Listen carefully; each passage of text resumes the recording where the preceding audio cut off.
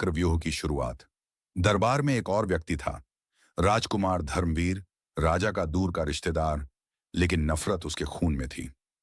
धर्मवीर हर दिन दरबार में मुस्कुराता था, लेकिन उसके मन में राजनीति के कांटे पल रहे थे। उसने अपने ही लोगों को पैसे देकर राणा विक्रम के खिलाफ झर भरा, और एक दिन एक झूठी अफवाह उड़ गई। राणा देश का गद्दार है। राजा भोजराज, जिसे राणा पर पूरा भरोसा था, लेकिन प्रजा के दबाव में आकर उसने कहा, विक्रम, जब तक तुम अपनी निर्दोषता साबित नहीं करते, तुम्हें मेवात से निकलना पड़ेगा। उस दिन राणा विक्रम बिना कुछ कहे अपनी तलवार रखकर जंगल की तरफ निकल गया। 2 साल बाद राज्य मेवात पर एक दुष्ट सुल्तान गाजी शाह ने हमला कर दिया। राजा भोजराज ने सेना तैयार की, पर उसके पास न राणा था, न उस जैसी योजनाएं। जंग के बीच गाजी की सेना मेवात के महल तक पहुंच गई, और तब यह सिर्फ कहानी नहीं थी, यह था एक लहू से लिखा हुआ सच, जिसे जमाना भूल गया, लेकिन बब्बे लोग एरा ने जिंदा रखा।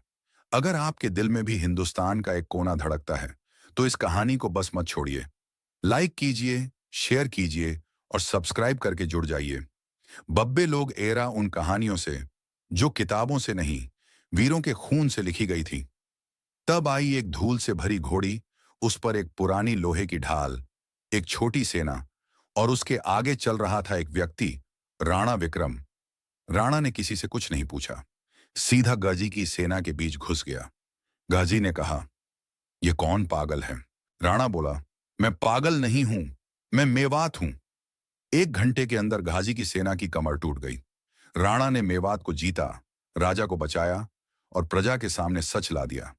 धर्मवीर ने भागने की कोशिश की, पर उसे पकड़कर राजा के सामने लाया गया। राजा भोजराज कहते हैं, जो मेवात से गद्दारी करे, उसका चेहरा धूप भी न देखे। धर्मवीर को वनवास नहीं, जनता के सामने लज्जा का दंड दिया गया।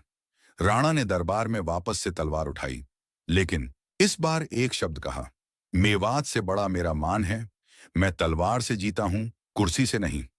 यह कहानी है एक सही और गलत के बीच की, जहां सच हारा, पर कभी मरता नहीं।